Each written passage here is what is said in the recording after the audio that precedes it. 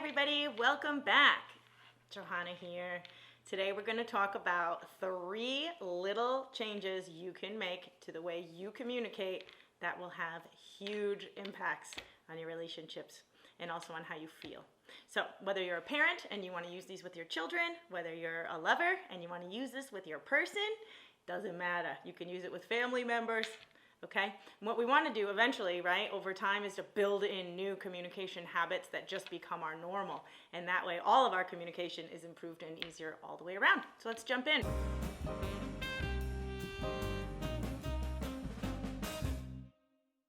The first one I want to talk about today is the I positioning. And it's I like me. So sometimes we get mad at our spouse or we get mad at someone around us and we say something like, "You didn't take the garbage out last night when I told you to." And the minute we say you to someone, what happens? They get really defensive. Hold on a minute, right? And this is part of the brain. The brain is just going to kick in right there and go, hold on a minute, right? Because ego wants to protect all of us based on whatever thing we think about ourselves, right? And so it's a threat. And anytime we have a threat, we end up with resistance and defense. And so what we would want to say is something like, "Oh, I noticed that the garbage didn't go out last night. Is this something that we want to talk about? Who's best to take the garbage out?" I'm using a really oversimplistic example. We could also look at it like, "You never think about me when you're out shopping." And instead it could be something like, "I feel like I would really love it if you thought about me when you were out shopping and you picked me up a little something that you knew I would love." Okay? So the I positioning. And in the beginning it can feel tricky because clients especially will say to me like, "Well, I'm telling my person what their behavior is that's bothering me. How do I not use the word you?"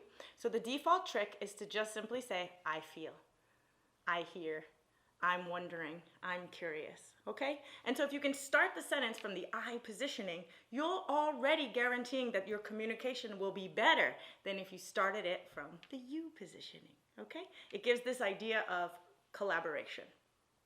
The second thing we want to talk about today is this wonderful trick, and it's called validating. I use this with my children all the time. And I have my couples use this, especially my high conflict couples who aren't feeling seen and appreciated from each other. And so what validating looks like, it's not agreeing or disagreeing. It's simply repeating back what you're hearing the other person say. So for a parent with a kiddo who's going, "Mom, mom, mom," and we see this in the store, right? And the mom goes, "Stop, stop, stop." But if the mom stops herself, or the dad, and says yes, and the child says, "I want ice cream for dinner," and we say, "No, you can't have ice cream for dinner," and we move on with our lives, the kid doesn't give up. But this, but that, and they start to negotiate. Now, if you lean down to your child and you say, "I really hear that you want ice cream for dinner. We're going to have ice cream after dinner." Now there's no room for negotiation because the person is feeling heard. In couples, what we notice is that if we're not feeling heard, we get louder and we repeat ourselves, and then we get louder again and we repeat ourselves again until we're in a screaming match and no one's really feeling heard. And if you have someone in your life who keeps saying the same thing to you over and over again and you want them to know that you get it once and for all, simply repeat back to them what they're saying. "I really hear that you'd like some more time and attention from me. I really hear that you're feeling like it would be good if we X, Y, or Z." Okay? And the point here, even if you really, really don't agree with their positioning or their opinion or how they're feeling, or you have all these reasons why what they're feeling isn't real because you know better, scrap it all, cut to the chase, and simply repeat back what they're saying. "I really hear that you're upset I didn't take the garbage out last night. I'll be sure to do it next Thursday and set an alarm on my phone." Okay? So again, validating is repeating back what someone has said to you so that they feel heard and you're not weighing in on whether you agree or disagree. You're simply acknowledging and making that other person feel heard. Okay? So we've talked about I positioning, I feel. We've talked about validating. I hear that you feel this way. I'm hearing you say X, Y, or Z. Okay? And now there's one more little trick I want to say to you. There are 3 words we say very often in our communication that cause conflict with our partners. One of those is always. "You always forget to take care of me. You never," that's the other word, never, right? "You never show up for me when I want you to be there." Now, if we think about just those 2 words, how often is that really accurate? How often is something always a certain way or never another way? It might feel really good in the moment because we feel dramatic and impactful and we really want our partner to know how we're feeling, but it's inaccurate. And so if I say to my person, you never tell me I look beautiful, what are they going to do? They're going to say, Johanna, I told you looked beautiful on this night, on that night, this other time, okay? And they're going to start getting into a negotiation with you because they're going to subconsciously get stuck on this generalized word like always or never. And then the third little word that I want us to switch out in the way we're talking and actually strike it from our vocabulary. So we're striking always, we're striking never, and the other one is but.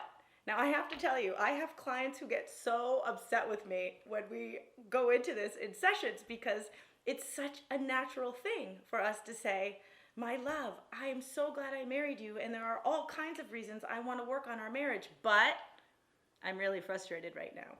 As soon as you put that but in there, you're literally striking all of the wonderful things you led up with. But you drive me nuts. But I don't like it when you. We don't hear the lead up after the but. We only hear what's being said afterward. And so my encouragement to you, and this is tricky and I really get it, is to switch out that word but with and. Hey, my love, I really feel, hey, my love, I know that, you always do all kinds of wonderful things for me, and I would like you to also do this.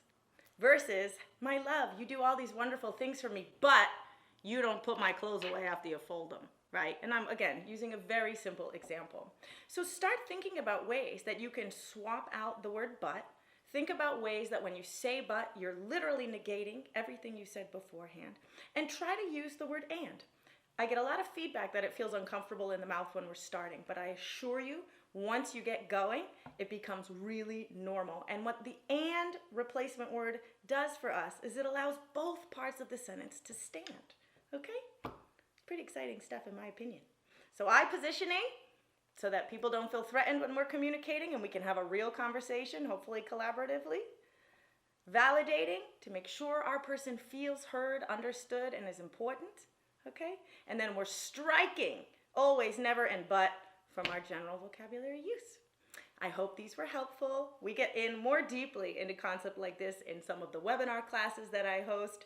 And so I really want you to, if you like this content and you want more of it, go on my social media, hit the likes, hit the follows, subscribe to my YouTube channel to get lots of little fun neurological tricks and communication tricks I've learned over my many years as a therapist and a coach. And go to my website, austin-therapyandcoaching.com. You can drop your email in there to get notification when I put out new courses. You can explore my page and see some of the things I have to offer, and you can give me any feedback that you would like. In the meantime, I hope you take really good care of you and yours, and be well.